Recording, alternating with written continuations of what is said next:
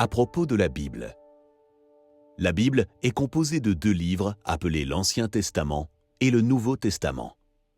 Le mot « testament » signifie déclaration, contrat ou, dans certains cas, testament au sens juridique. Ici, il désigne le contrat ou la promesse par laquelle Dieu s'est engagé envers l'humanité. Le contrat de salut que Dieu nous a donné repose sur la mort de Jésus-Christ sur la croix. C'est une promesse que Dieu nous a sauvés par Jésus et qu'il a fait de nous des héritiers de son royaume céleste.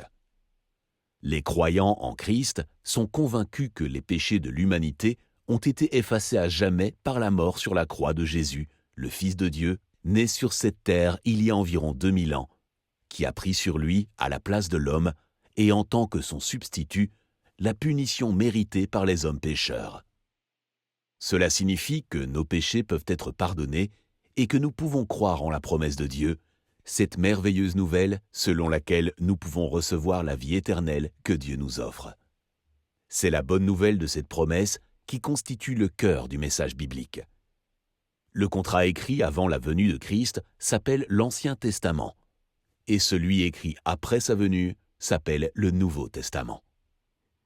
L'Ancien Testament, centré sur la nation juive, a été écrit par de nombreux auteurs entre 1500 et 400 avant Jésus-Christ.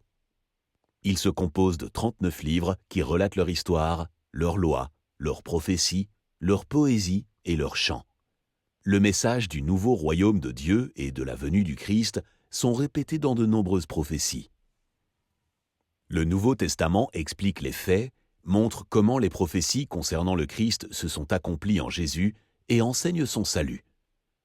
Écrit par les disciples de Jésus entre 30 et 90 après Jésus-Christ, il commence par les 4 évangiles, court récit de la vie de Jésus, et comprend également 21 lettres aux chrétiens et autres écrits pour un total de 27 livres. Le peuple juif considère uniquement l'Ancien Testament comme étant la parole de Dieu, qu'il appelle la loi et les prophètes.